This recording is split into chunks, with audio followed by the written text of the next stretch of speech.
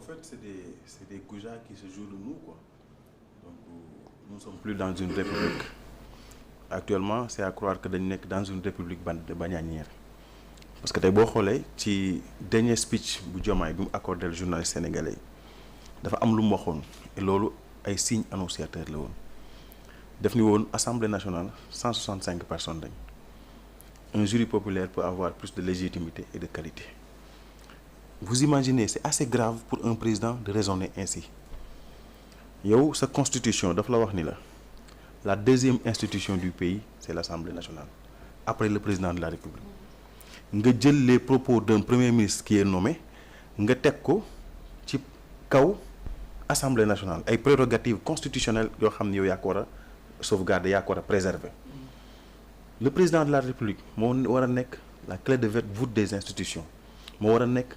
le gardien de la constitution moo war a veiller ci applicabilité des lois et des règlements qui régissent ce pays. Mais c'est à croire que Diomaye himself moom mooy violer la charte fondamentale parce que ni mu waxee dans son speech da ngay xam ni kii il a un mépris envers notre Assemblée nationale. Est-ce que du ñu gisee législature bi ni mu demee xeex xuloo ndax ci législature bi lañ dóoree jigéen bu ëmb te pourtant mi ngi far ci seen camp sax ci législature bi également la ñu gis koo xamante ne mi def na naka sul noonu sànnante daal yi dóorante sox yi mu bari loolu saagante yi est-ce que du loolu la gis jàpp ne peut-être du ma nee crédible c'est comme si insulter un peu assemblée bi ñu fa nekk mais est-ce que du yenn manquement yooyu la gis yaakaar ni c'est à l'image du parti bi nga xam ne moom moo gérer état bi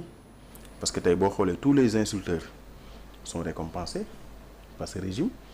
et que aussi ñooñu doon def yooyu commettre forfaiture yooyu ñooñu ci ban camp lañ bokk camp Pastef lañ bokk ñu doon buddi micro yi di jël pupitre yi dem ak moom di saaga président assemblée nationale dóor jigéen bu ëmb loolu c'est du jamais vu dans l'histoire politique du Sénégal. Donc avec l'avènement de ces populistes les fondamentaux yi nga xam moo teewoon sunu république dañ ko commencé di saper amatuñ benn wegal ci institution yi. tey bu ñu demee ba un président de la république di taxaw ni dama ñaan premier ministre mu ñëw ma convoqué le président de l'Assemblée nationale ñaan un premier ministre qui est nommé convoqué un président de l'Assemblée nationale boo xam ni il est élu au suffrage universel loolu c'est assez grave donc ils sont en train de vassaliser nos institutions beneen ba mooy aussi le respect de la parole donnée la parole d'un président de la république elle est sacrée dafa am sax une valeur juridique la signature d'un président de la République dafa am une valeur juridique notamment un décret un président de la République bu demee ba bind ba xaatim ba signé loolu sàmmonteeg moom rek moo ci war mais da ngay gis ni premier ministre bi amul benn wegeel ci suñu président de la République cela veut tout simplement dire que Diomaye a le pouvoir mais il ne gouverne pas Diomaye règne mais il ne gouverne pas dafa am statut figurant lu muy def mooy Diomaye Airlines bu teyee nga dégg ko Chine bu subaa nga dégg ko France bu ginnaaw subaa nga dégg ko Guinée-Bissau bu ginnaaw subaa nga dégg ko Mali wala feneen ak feneen mais jàpp nañu les véritables problématiques des Sénégalais donte ñoom ñi ngi afficher une fausse volonté de rationaliser te ñoo ñu xam ni c'est une fausse volonté parce que déjà kenn ku bokk ci ñoom muy Moussa Balla Fofana lan la wax bu ñu supprimer HCCT dañuy indi les pôles des territoires 8 pôles des territoires boo xam ni mooy gën a méngoo ak jamono. Pour rappel nous sommes dans un éternel recommencement parce que Abdoulaye Wade en 78 dans son programme xam la doon wax dañu war a créer ay chambres consultatives comme lu mel ni conseil économique social environnemental ku lu mel ni HCCT et cetera pour def décentralisation mais également pour di mën di émettre ay avis wala di mën di consulter yenn chambres yi par rapport ak yenn volets sociaux yi mais une fois au pouvoir bi mu ñëwee en 2004 lan la wax dafa ñëw supprimer Sénat supprimer conseil économique social boobu jamono boobu CES kese la woon. conseil économique social. mu demaat plus tard en 2008 mu créé ko sous une autre forme tuddee ko CRAES jox ko ndem si yàlla Mbaye Jacques Diop réactivé waat conseil économique social jox ko Ousmane Masseck Ndiaye en 2008. président Macky Sall moom tam bi mu ñëwee dafa ñëw bëgg a def yëfi boppam taxaw sous prétexte que dañu nekk ci inondation et qu'il y ait institutions budgétivores il faut que ñu yaxanal alalu réew mi mu supprimer conseil économique social supprimer également Sénat ba pare recréer waat conseil économique social dolli ci volet environnemental Macky Sall noonu la def bi Macky Sall la jógee fii ñoom tam Diomaye bi ñu ñëwee ñee dañu supprimer ñaari institution budgétivore pour yaxanal 15 milliards mais tey Sénégalais yi dofuñu qui peut le plus peut le moins bu dee souci rationalisation rek la ñu am au niveau de la présidence de la République ñu ngi fa loger plus de 80 milliards comme budget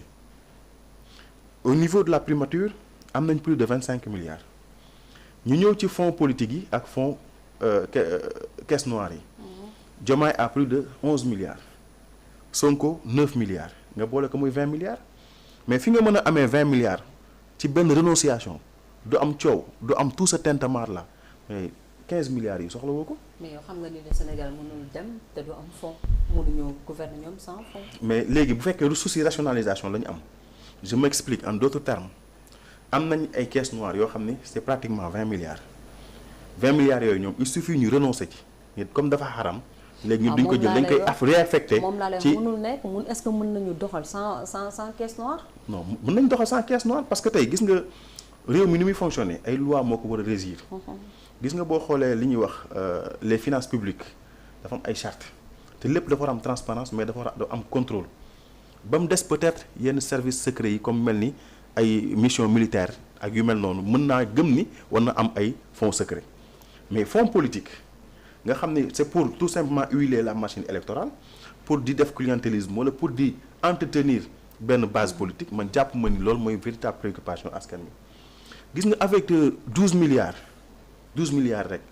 yi nga xam ne moom la Diomaye am 11 milliards yi boo ko jëlee mën nga ci tabax 300 centres cases de santé 300 avec 18 milliards mën nga ci am au moins des ambulances médicalisées ci nombre de 300 avec 25 milliards au moins mën nga ci tabax 200 centres de santé. Okay. Avec 25 milliards mën nga ci am centre national de lutte contre le cancer te Sénégal amuñu ko avec benn structure boo xam day daw ci wàllu oncologie thérapie ak une capacité de 200 lits mais loolu moo war a nekk préoccupation askan bi jamono boobu ngay am ay fonds politiques à coût de plusieurs milliards booy xool 60% ci sa jeunesse bi. ñun ñu ngi daw di uti xëy te ñiy liggéey ci population active bi bariwuñu chaque année plus de 300 000